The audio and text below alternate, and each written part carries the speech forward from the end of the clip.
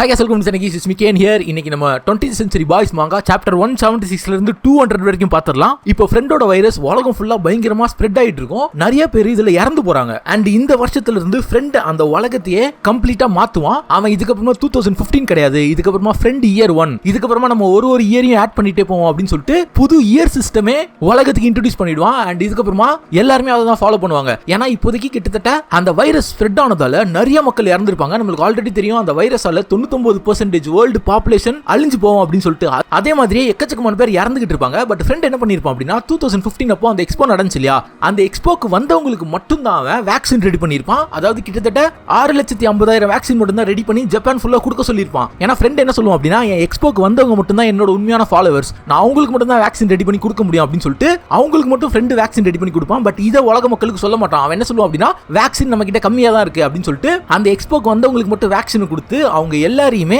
டோக்கியோக்கு கூட்டு வந்துடுறான். அண்ட் அந்த இடத்துல அவங்களுக்குலாம் ஒரு வீடு கட்டி அவங்கள வாழ வச்சுக்கிட்டு இருப்பான். அண்ட் அது மட்டும் இல்லாம அந்த நகரத்தை சுத்தி ஒரு பெரிய செவுரு எழுப்பி, இந்த செவுத்து தாண்டி நீங்க யாரும் போக கூடாது, ஏன்னா இதுக்கு வெளியே வைரஸ் நல்லா ஸ்ப்ரெட் ஆயிட்டு இருக்கு, வெளியே இருந்து யாரும் உள்ள வர முடியாது, ஏன்னா வெளியே யாருமே உயிரோட இல்ல, நம்ம மட்டும் தான் உயிரோட இருக்கும் அப்படின்னு சொல்லிட்டு அந்த ஊர்ல இருக்க மக்களுக்கு அவன் சொல்லி நம்ப வச்சிருப்பான். அண்ட் அவங்களும் அதை நம்பிக்கிட்டு இருப்பாங்க. அதனால யாரும் வெளியே போக மாட்டாங்க. எல்லாருமே என்ன நினைச்சிட்டு இருப்பாங்க அப்படின்னா, இந்த சிட்டியை தாண்டி வெளியே யாருமே உயிரோட இல்ல, எல்லாருக்கும் வைரஸ் தாக்கி இறந்துட்டாங்க அப்படின்னு நினைச்சிட்டு இருப்பாங்க. அண்ட் அது மட்டும் இல்லாம ஃப்ரெண்ட் என்ன சொல்லுவான் அப்படின்னா, இந்த வைரஸ் அட்டாக் பண்ணது ஏலியன்ஸ் தான், நம்ம அவங்களை தடுக்கிறதுக்காக ஏலியன் டிஃபென்ஸ் ஃபோர்ஸ் ஒன்னு கட்டணும் அப்படின்னு சொல்லிட்டு ஒரு புது டிபார்ட்மெண்ட் உருவாக்குவான். அண்ட் அதுக்கான ஒரு பில்டிங்கை கட்டி அதுல நிறைய பேருக்கு ட்ரைனிங் கொடுத்துக்கிட்டு இருப்பான். அண்ட் அவங்க கிட்ட லேசர் கன்லாம் கொடுத்து எப்படி ஏலியன்ஸ் அட்டாக் பண்ணணும் அப்படின்னு சொல்லிட்டு அதுக்கான ட்ரைனிங் கொடுத்துக்கிட்டு இருப்பான். அண்ட் இந்த டோக்கியோல வாழ்ற யாருக்குமே வெளி உலகம் எப்படி இருக்குன்னே தெரியாது. எல்லாருமே வெளி உலகம் அழிஞ்சு போச்சுன்னு நினைச்சிட்டு இருப்பாங்க. ஆனா இந்த டோக்கியோ தாண்டி வெளியே இன்னும் நிறைய மக்கள் உயிரோட தான் இருப்பாங்க, அவங்க இறந்திருக்க மாட்டாங்க. ஏன்னா கிரிக்கோ சொல்லியிருப்பா இல்லையா, இயற்கையாவே 1% பேருக்கு இந்த வைரஸ்க்கு அகைன்ஸ்டான இம்யூனிட்டி ஃபார்ம் ஆயிடும். அதே மாதிரியே சில பேர் இன்னும் இந்த டோக்கியோ தாண்டி வெளியே உயிரோட தான் இருப்பாங்க. இந்த மாதிரி ரூல்ஸ் எல்லாம் போட்டு ஃப்ரெண்ட் தான் வேர்ல்டு பிரசிடென்ட்டா மாறுறான். சோ யாராலையுமே இந்த டோக்கியோ விட்டு வெளியும் போக முடியாது, அண்ட் அந்த செவுத்து தாண்டி உள்ளேயும் வர முடியாது. பட் உண்மை என்ன அப்படின்னு சொல்லி கேட்டீங்கன்னா, வெளியே மக்கள் இன்னும் நிறைய பேர் உயிரோட தான் இருக்காங்க. அவங்க யாரையுமே ஃப்ரெண்ட் இந்த டோக்கியோக்குள்ள விட மாட்டான். அதே சமயத்துல இவன் டோக்கியோ சுத்தி ஒரு செவுரு கட்டினான் இல்லையா, அதே மாதிரி நிறைய இடத்துல சின்ன சின்ன சிட்டி ரெடி பண்ணிருப்பான். அண்ட் அந்த ஊர்ல வாழ்ற மக்களுக்கும் தெரியாது வெளி உலகத்துல இன்னும் நிறைய பேர் உயிரோட இருக்காங்க அப்படிங்கிற விஷயம். சோ இந்த மாதிரி தான் ஃப்ரெண்ட் சின்ன சின்ன சிட்டியா கட்டி ஒன்னொன்னையும் தனியா ரூல் பண்ணிக்கிட்டு வருவான். அண்ட் அதை ரூல் பண்றதுக்காக ஃப்ரெண்ட் மட்டும் இருக்க மாட்டான், ஃப்ரெண்டோட டீம் மெம்பர்ஸ் நிறைய பேர் இருப்பாங்க இல்லையா, அவங்க எல்லாம் ஒரு சிட்டியா ரூல் பண்ணிக்கிட்டு இருப்பாங்க. பட் முக்கியமான சிட்டி டோக்கியோ தான், ஏன்னா டோக்கியோல தான் ஃப்ரெண்ட் இருப்பான். இந்த மாதிரி தான் ஃப்ரெண்ட் உலகத்தையே மாத்திருப்பான். இப்போ ஃபூகபேயோட ஃபிளாஷ்பேக் காமிப்பாங்க. கெஞ்சி சின்ன பையனா இருக்கும்போது ஃபூகபே அவங்க ஸ்கூலுக்கு ஒரு புது ஸ்டூடெண்டா வருவான். அப்பதான் ஒரு நாள் கெஞ்சியோட ஃப்ரெண்ட்ஸ் எல்லாம் என்ன பண்ணுவாங்கன்னா, அவங்க வாங்கின புது மாங்காவை தண்ணியில போட்டு நனைச்சிருவாங்க. அதனால அவங்களால அதை படிக்க முடியாது. உடனே ஃபூகபே என்ன சொல்லுவான் அப்படின்னா, இந்த மாங்காவோட கம்ப்ளீட் கலெக்ஷன் எங்க வீட்ல இருக்கு, என் வீட்டுக்கு வாங்க, நான் உங்களுக்கு தரேன் அப்படின்னு சொல்லிட்டு அவங்க எல்லாரையுமே ஃபூகபே அவன் வீட்டுக்கு கூட்டு போவான். சோ ஃபூகபேயோட ஃபேமிலி கொஞ்சம் வெல் செட்டில்டு ஃபேமிலி தான். அதனால ஃபூகபே கிட்ட எக்கச்சக்கமான டாய்ஸ் இருக்கும், எக்கச்சக்கமான மாங்காஸ் இருக்கும். கெஞ்சியோட டீம் அவன் வீட்டுக்கு போயிட்டு அதெல்லாம் படிச்சு விளையாடி சமஜாலியா என்ஜாய் பண்ணிட்டு இருப்பாங்க. அப்பதான் கெஞ்சி என்ன சொல்லுவான் அப்படின்னா, நம்ம சீக்ரெட் பேஸ்க்கு போலாம், ஃபூகபே நீயும் வா அப்படின்னு சொல்லிட்டு ஃபூகபேவை அவங்களோட சீக்ரெட் பேஸ்க்கு கூட்டு போவாங்க. அண்ட் ஃபூகபேக்கு இது சுத்தமா பிடிக்கவே பிடிக்காது. ஏன்னா ஃபூகபேக்கு சுப்பீரியாரிட்டி காம்ப்ளெக்ஸ் இருக்கும் சின்ன வயசுல இருந்தே.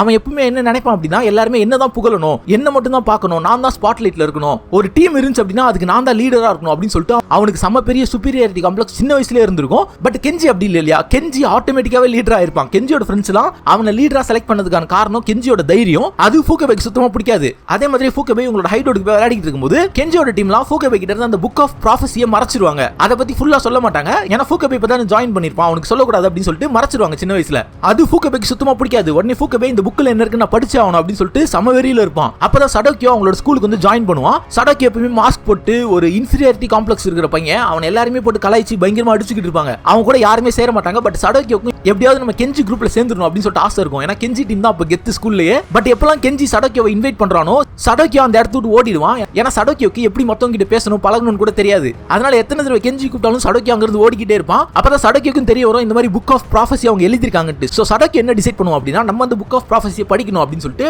ஒரு நாள் கெஞ்சியோட டீம் அந்த பேஸ் கிட்ட இல்லாதப்போ அவன் அந்த பேஸ்குள்ள போவான். பேஸ்குள்ள போயிட்டு புக் ஆஃப் ப்ராஃபஸியை படிக்கலான்னு பார்க்கும்போது அங்க ஆல்ரெடி ஒருத்தன் அந்த புக் ஆஃப் ப்ராஃபஸியை படிச்சுக்கிட்டு இருப்பான். அதுதான் ஃபூகபே.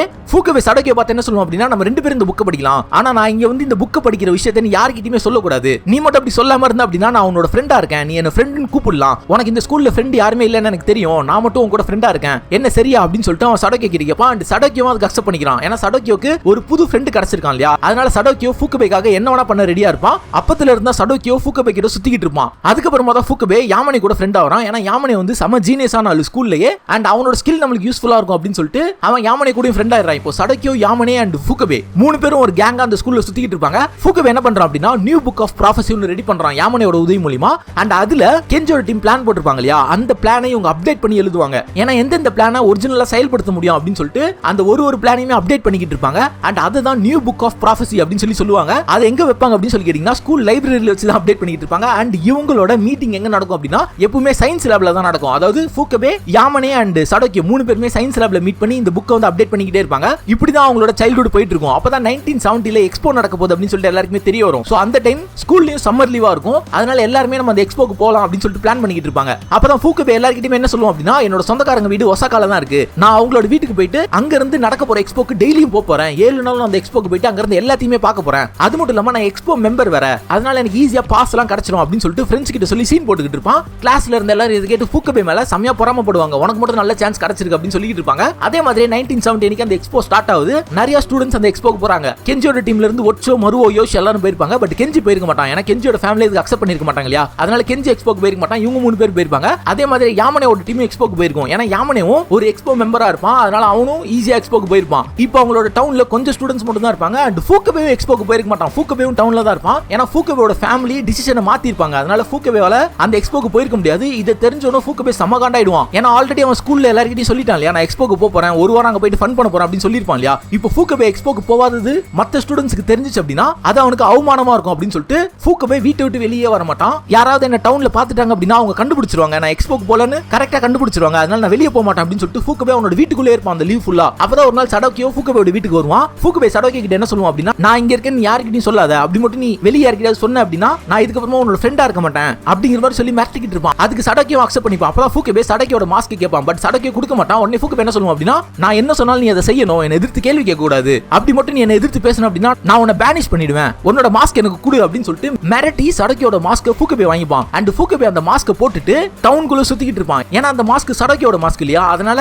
யாராவது ஃபூகபே பார்த்தாலும் அந்த மாஸ்க் போட்டுக்கிறதால எல்லாருமே இவனை சடோக்கியோன்னு நினைச்சுப்பாங்க. சோ அந்த மாதிரி அவன் ஊருக்குள்ள சுத்திக்கிட்டு இருக்கும்போது நிறைய பசங்க வந்து ஃபூகபே புள்ளி பண்ணுவாங்க, அவனை போட்டு சம்மட்டி அடிப்பாங்க, ஏன்னா சடோக்கியோன்னு நினைச்சு அடிப்பாங்க. அண்ட் ஃபூகபேவாலையும் அப்ப அந்த மாஸ்க் கழட்ட முடியாது. அப்படி மட்டும் அந்த மாஸ்க் கழட்டினா அப்படின்னா அவன் எக்ஸ்போக்கு போல அப்படிங்கிற விஷயம் தெரிஞ்சிடும் இல்லையா, அதனால ஃபூகபே அந்த மாஸ்க் கழட்ட மாட்டான், அவன் எல்லா அடியும் வாங்கிப்பான். அப்பதான் ஃபூகபே யோசிச்சு பார்ப்பான், சடோக்கியோட வாழ்க்கை இவ்வளவு கஷ்டமா இருக்கே அப்படின்னு சொல்லிட்டு அந்த அடியெல்லாம் வாங்கிட்டு ஃபூகபே எந்திரிச்சு ஒரு கண்ணாடி முன்னாடி நின்று அவனோட மாஸ்க் கழட்டுவான். அப்ப அவனோட மூஞ்சி இல்லாத மாதிரி அவனுக்கு தெரியும். இதை பார்த்தோன்னு ஃபூகபே செம ஷாக் ஆகி மறுபடியும் வீட்டுக்கே ஓடி வந்துருவான். அண்ட் அங்க வந்து அவனோட மாஸ்க் கழட்டி கண்ணாடியில பார்ப்பான், அவனோட மூஞ்சி இருக்கும். ஃபூகபேக்கு ஒரு குழப்பமா இருக்கும். அப்பதான் ஃபூகபேக்கு ஒன்னு புரிய வரும், எல்லாரும் பொறுத்த வரைக்கும் நான் இப்ப இந்த ஊர்ல இல்ல, நான் இந்த மாஸ்க் போட்டு சுத்தும் போதெல்லாம் எல்லாருமே என்ன சடோக்கியோ தான் நினைப்பாங்க, நான் ஃபூகபேன்னு கண்டுபிடிக்க மாட்டாங்க, சோ இதை வச்சு நான் என்னோட பொய்யை பில்டப் பண்ணலாம் அப்படின்னு சொல்லிட்டு ஃபூகபே டிசைட் பண்ணுவான். அதுக்கப்புறமா தான் ஃபூகபே என்ன பண்றான் அப்படின்னா ஒரு ஃபேக்கான ஜர்னல் ஒன்னு எழுதுவான். அதாவது அவன் எக்ஸ்போக்கு போன மாதிரியும் அண்ட் அங்க எல்லா விஷயத்தையும் பார்த்து ஆச்சரியப்பட்ட மாதிரியும் ஒரு ஜர்னல் ரெடி பண்ணுவான். ஏன்னா ஃபூகபே கிட்ட அந்த எக்ஸ்போக்கான புக் இருக்கும், அந்த புக்ல எக்ஸ்போல என்னென்னலாம் இருக்கு அப்படின்னு சொல்லிட்டு எல்லாமே எழுதிருப்பாங்க. அதை வச்சு ஒரு ஃபேக்கான ஜர்னல் ரெடி பண்ணுவான், ஏன்னா ஸ்கூல்ல சப்மிட் பண்றதுக்காக.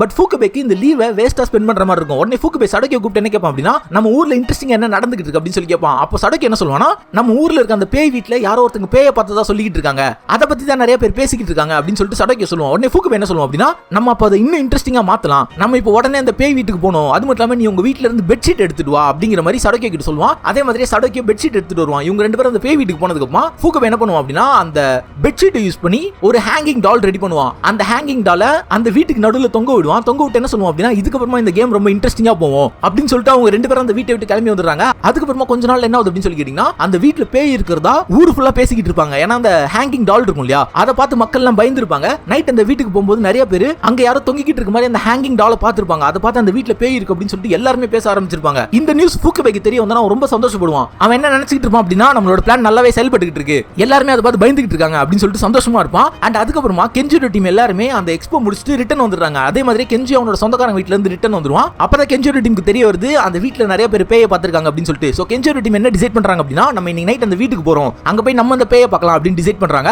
சோ கெஞ்சி என்ன டிசைட் பண்றான் அப்படின்னா, நம்ம ஃபூகபேயும் கூப்பிடலாம் அப்படின்னு சொல்லிட்டு ஃபூகபேயோட வீட்டுக்கு போயிட்டு ஃபூகபேயை கூப்பிட்டுட்டு இருப்பான். பட் ஃபூகபே வெளியே வர மாட்டான். ஏன்னா ஃபூகபே சொல்லிட்டு போயிருப்பான் இல்லையா, நான் ஒரு வாரம் ஒசாகால இருக்க போறேன் அப்படின்னு சொல்லிட்டு. அதனால ஃபூகபே நான் வெளியே வந்தேன் அப்படின்னா அவங்க பொய்யை கண்டுபிடிச்சிருவாங்க அப்படின்னு சொல்லிட்டு வீட்டுக்குள்ளே இருப்பான். உடனே கெஞ்சி அவனோட ஃப்ரெண்ட்ஸ் என்ன டிசைட் பண்றாங்க அப்படின்னா, ஃபூகபே இன்னும் ரிட்டர்ன் வரல போல, அவன் இன்னும் ஒசாகால என்ஜாய் பண்ணிட்டு இருக்கான், நம்ம மட்டும் அந்த பேய் வீட்டுக்கு போலாம் அப்படின்னு சொல்லிட்டு அவங்க ஃபூகபேயோட வீட்ல இருந்து கிளம்பிடுவாங்க. அப்பதான் ஃபூகபேக்கு தெரிய வரும் கெஞ்சியோட டீம் இன்னைக்கு நைட் அந்த பேய் வீட்டுக்கு போறாங்க அப்படின்னு சொல்லிட்டு. உடனே ஃபூகபே என்ன யோசிப்பான் அப்படின்னா, நான் இன்னைக்கு நைட் அங்க போணும், கெஞ்சி பயப்படுறத நான் பார்க்கணும் அப்படின்னு சொல்லிட்டு ஃபூகபே ரொம்ப ஆர்வமா இருப்பான். உடனே ஃபூகபே சடோக்கியோ கிட்ட கால் பண்ணி என்ன சொல்லுவோம் அப்படின்னா, நம்மளோட பிளானை நம்ம அடுத்த கட்டத்துக்கு கொண்டு போகணும், நீ அந்த பேய் வீட்டுக்கு போயிட்டு ஒளிஞ்சுக்கிட்டு கரெக்டா கெஞ்சியோட டீம் அந்த வீட்டுக்குள்ள வரும்போது நீ அந்த ஹேங்கிங் டால் பொம்மையோட கைத்தை பிடிச்சி இழு, அது மூலமா அந்த பொம்மை பறக்கிற மாதிரி தெரியும், இதை பார்த்து கெஞ்சியோட டீம் பயந்துருவாங்க, நம்மளோட பிளானும் சக்சஸ் ஆயிடும் அப்படிங்கிற அப்படிங்கிற மாதிரி சடோக்கி கிட்ட சொல்லுவான். பட் சடோக்கி என்ன சொல்லுவான் அப்படின்னா எனக்கு பயமா இருக்கு அப்படின்னு சொல்லுவான். உடனே ஃபூகபே அவனை மிரட்டி அந்த பேய் வீட்டுக்குள்ள போய் ஒளிய வச்சிருவான். அதே மாதிரியே சடோக்கி அந்த பேய் வீட்டுக்குள்ள ஒளிஞ்சிட்டு இருப்பான். அன்னைக்கு நைட் கெஞ்சியோட டீம் அந்த பேய் வீட்டுக்கு போயிட்டு இருப்பாங்க. அப்பதான் ஃபூகபேக்கு கெஞ்சியோட மூஞ்ச பார்க்கணும் அப்படின்னு சொல்லிட்டு ஆசையா இருக்கும். ஏன்னா கெஞ்சி பயப்படுறத அவன் பார்க்கணும்னு நினைப்பான். அதனால அவன் என்ன டிசைட் பண்றான் அப்படின்னா நம்ம சடோக்கிய மாதிரி மாஸ்க் போட்டுட்டு கெஞ்சியோட டீம் கூட போலாம் அப்படின்னு சொல்லிட்டு அவன் சடோக்கியோட மாஸ்க் போட்டுட்டு கெஞ்சியோட டீம் கிட்ட போயிட்டு இருப்பான். அப்பதான் கெஞ்சி என்ன சொல்லுவான் அப்படின்னா நீ இந்த மாஸ்க் போட்டுக்கிட்டு இருக்க, இதை ரிமூவ் பண்ணு அப்படிங்கிற மாதிரி ஃபூகபே கிட்ட சொல்லுவான். அண்ட் ஃபூகபே என்ன பண்ணுவான் அப்படின்னா அவனோட மாஸ்க் ரிமூவ் பண்ணி நான் தான் ஃபூகபே அப்படிங்கிற மாதிரி சொல்லிட்டு இருப்பான். எல்லாரும் நீ இந்த மாஸ்க் போட்டுக்கிட்டு இருக்க அப்படின்னு சொல்லி கேட்பாங்க. அதுக்கு ஃபூகபே என்ன சொல்லுவான் அப்படின்னா சும்மா ஃபன்னுக்கு தான் போட்டுக்கிட்டு இருந்தேன், நான் ஒசாகால இருந்து இன்னைக்கு தான் வந்தேன், நீங்க இந்த வீட்டுக்கு போறதா நான் கேள்விப்பட்டேன், அதனால தான் நான் இங்க வந்தேன் அப்படிங்கிற மாதிரி ஃபூகபே சொல்லுவான். உடனே எல்லாரும் என்ன பிளான் போடுவாங்க அப்படின்னா நம்ம இந்த வீட்டுக்குள்ள போய் பேயை கண்டுபிடிக்கலாம் அப்படின்னு சொல்லி பிளான் போட்டுக்கிட்டு இருப்பாங்க. பட் ஃபூகபே நினைச்சிட்டே இருப்பான். எல்லாரும் ஒசாகா பத்தி என்கிட்ட கேட்பாங்க, நான் சீன் போடலாம் அப்படிங்கிற மாதிரி நினைச்சிட்டு இருப்பான். பட் யாருமே ஃபூகபே கிட்ட ஒசாகால என்ன நடந்துச்சு அப்படின்னு சொல்லி கேட்க மாட்டாங்க. இதுல ஃபூகபே சமகாண்டாயிடுவான். ஏன்னா எல்லாருமே அந்த பேய் வீட்டுக்குள்ள போறதுக்காக இன்ட்ரெஸ்டா இருப்பாங்க இல்லையா, அதனால ஃபூகபே பத்தி எல்லாம் மறந்துடுவாங்க. அதே மாதிரி எல்லா பசங்களும் அந்த பேய் வீட்டுக்குள்ள போவாங்க. அங்க போய் பார்த்தா அந்த இடத்துல அந்த ஹேங்கிங் டால் இருக்கும். அதை பார்த்து யாருமே பயப்பட மாட்டாங்க. கெஞ்சியோட டீம் அதை பார்த்து பயங்கரமா சிரிச்சிருவாங்க. சிரிச்சிட்டு என்ன சொல்லுவாங்க அப்படின்னா எந்த முட்டாள் இதை பிளான் பண்ணுது, இந்த மாதிரி ஒரு பொம்மையை கட்டி விட்டா நம்ம பயந்துருவோமா அப்படின்னு சொல்லிட்டு அவங்க பயங்கரமா சிரிப்பாங்க. இதை பார்த்தோன்னு ஃபூகபே சமகாண்டாயிடுவான். ஃபூகபே என்ன நினைப்பான் அப்படின்னா சடோக்கியவனா இதை மூவ் பண்ண சொன்னேன், ஏன் சடோக்கியோ அதை பண்ணல, அவன் ஒரு முட்டாள் அப்படின்னு சொல்லிட்டு ஃபூகபே சடோக்கிய மேல சம கோவத்துல இருப்பான். அப்பதான் மத்தவங்க என்ன சொல்லுவாங்க அப்படின்னா இந்த வீட்டுல பேய்லாம் இல்ல, நம்ம கிளம்பலாம் அப்படின்னு சொல்லிட்டு கிளம்பிடுவாங்க. பட் கெஞ்சி அண்ட் ஓச்சோ என்ன பண்ணுவாங்கன்னா அவங்க நாங்க ஃபர்ஸ்ட் ஃப்ளோர் போய் பாக்குறோம், மேபி அங்க பேய் இருக்கலாம் அப்படின்னு சொல்லிட்டு கெஞ்சி அண்ட் ஓச்சோ ரெண்டு பேரும் மட்டும் தனியா ஃபர்ஸ்ட் ஃப்ளோருக்கு போவாங்க. அண்ட் மத்தவங்க அந்த வீட்டை விட்டு கிளம்பிடுவாங்க. அண்ட் யோசி இருப்பான் இல்லையா, யோசி மறுபடியும் வீட்டுக்குள்ள வருவான் ஏன்னா கெஞ்சி அண்ட் ஓச்சோ கண்டுபிடிக்கிறதுக்கு. அப்பதான் ஃபூகபே என்ன பண்ணுவானா அவன் போயிட்டு சடோக்கிய கிட்ட பேசுவான். சடோக்கியா அந்த வீட்டுல ஒரு இடத்துல ஒளிஞ்சிட்டு இருப்பான். ஃபூகபே சடோக்கியை பிடிச்சி ஒரு கர்டன் முன்னாடி நின்னு பேசிக்கிட்டு இருப்பான். அவன் என்ன சொல்லுவான் அப்படின்னா இதெல்லாம் உன்னோட தப்பு தான், நீ அந்த பொம்மையை மூவ் பண்ணிருக்கணும், ஏன் அந்த பொம்மையை பிடிச்சி இழுக்காம விட்டுட்ட, உன்னாலதான் கெஞ்சி டீம்ல யாருமே பயப்படல, இப்போ மட்டும் கெஞ்சியோட டீம் நீ தான் அதை பண்ணன்னு கண்டுபிடிச்சாங்க அப்படின்னா அவங்க என்னோட பொய்யும் கண்டுபிடிச்சிருவாங்க, நான் ஒசாகாக்கு போல அப்படிங்கிற பொய்யும் அவங்க கண்டுபிடிச்சிருவாங்க. அதனால கெஞ்சியோட டீம் உன்னை கண்டுபிடிச்சாங்க அப்படின்னா நீ எல்லா பள்ளியும் ஏத்துக்கணும், நீ தான் இது எல்லாத்தையும் பண்ணதா அவங்க கிட்ட சொல்லணும் அப்படின்னு சொல்லிட்டு சடோக்கியோ போட்டு ஃபூகபே மிரட்டிக்கிட்டு இருப்பான். அண்ட் சடோக்கியோவும் பயத்துல இருப்பான். உடனே ஃபூகபே என்ன சொல்லுவான் அப்படின்னா நீ மட்டும் இதை ஒத்துக்கல அப்படின்னா நான் உன்னை கொன்னுடுவேன் அப்படின்னு சொல்லிட்டு மிரட்டுவான். அப்பதான் இவங்க ரெண்டு பேரும் அந்த கர்டைன் பின்னாடி நின்னு பேசிக்கிட்டு இருக்கிறத யோசி அங்க இருந்து கேட்டுக்கிட்டு இருப்பான். அண்ட் யோசி இவங்க ரெண்டு பேரும் யாரு அப்படின்னு சொல்லி கண்டுபிடிக்கலாம் கிட்ட வரும்போது கெஞ்சி அண்ட் ஓச்சோ ரெண்டு பேரும் பேய் இங்க இருக்கு அப்படின்னு சொல்லி கத்திக்கிட்டே ஓடுவானுங்க. அண்ட் அவங்க ரெண்டு பேரும் ஓடி வரத பார்த்து யோசியும் பயந்து அந்த வீட்டை விட்டு வெளியே ஓடி வந்துருவான். பட் ஃபூகபே அண்ட் சடோக்கியோ ரெண்டு பேரும் அந்த வீட்டுக்குள்ள தானே இருப்பாங்க. அவங்க ரெண்டு பேரால நம்ப முடியாது, என்னது ஃபர்ஸ்ட் ஃப்ளோர்ல பேய் இருக்கா, நம்ம வந்து செக் பண்ணும்போது எதுவுமே இல்லையே அப்படின்னு சொல்லிட்டு அவங்க ரெண்டு பேரும் ஃபர்ஸ்ட் ஃப்ளோர்ல என்ன பேய் இருக்குன்னு கண்டுபிடிக்கிறதுக்காக ஃபர்ஸ்ட் ஃப்ளோருக்கு போவாங்க. அந்த ரூம்குள்ள என்டர் ஆனோம்னா சடோக்கியோ அங்க ஒரு பேய் இருக்கு அப்படின்னு சொல்லிட்டு பயந்துகிட்டே வெளியே ஓடிடுவான். அண்ட் ஃபூகபேக்கு ஒன்றும் புரியாது இங்க என்ன பேய் இருக்கு அப்படின்னு சொல்லிட்டு அவன் அந்த ரூம் சுத்தி பார்ப்பான். பார்த்தா அந்த இடத்துல ஒரு உடைஞ்ச கண்ணாடி இருக்கும். அண்ட் அந்த கண்ணாடியில அவனோட ரிஃப்ளெக்ஷன் தெரியும். கெஞ்சி அண்ட் ஓச்சோ எல்லாருமே இந்த ரூமுக்கு வந்து இந்த கண்ணாடியில அவங்களோட ரிஃப்ளெக்ஷன் பார்த்து பயந்து ஓடி இருப்பாங்க பேயின்னு சொல்லி. பட் ஃபூகபே மட்டும் பயமே பட மாட்டான். அவன் என்ன சொல்லுவான் அப்படின்னா இந்த ரிஃப்ளெக்ஷன் பார்த்தா எல்லாம் பயப்படுறாங்க, இந்த அளவுக்கு எல்லாரும் வீக்கா இருக்காங்களே அப்படின்னு சொல்லிட்டு ஃபூகபே அந்த இடத்துல நின்னு அந்த கண்ணாடியை பார்த்துக்கிட்டு இருப்பான். சோ ஃபூகபேவோட பிரெயின் வித்தியாசமா செயல்படும். அவன் நார்மல் குழந்தைங்க மாதிரி கிடையாது. நம்மளே சில டைம் நம்மளோட ரிஃப்ளெக்ஷன் கண்ணாடியில பார்க்கும்போது பயந்துருவோம். பட் ஃபூகபே அப்படி கிடையாது. சின்ன வயசுல ஃபூகபே இந்த மாதிரி தான் இருந்திருப்பான். அவன் இந்த உலகத்தையே வித்தியாசமா பார்ப்பான்.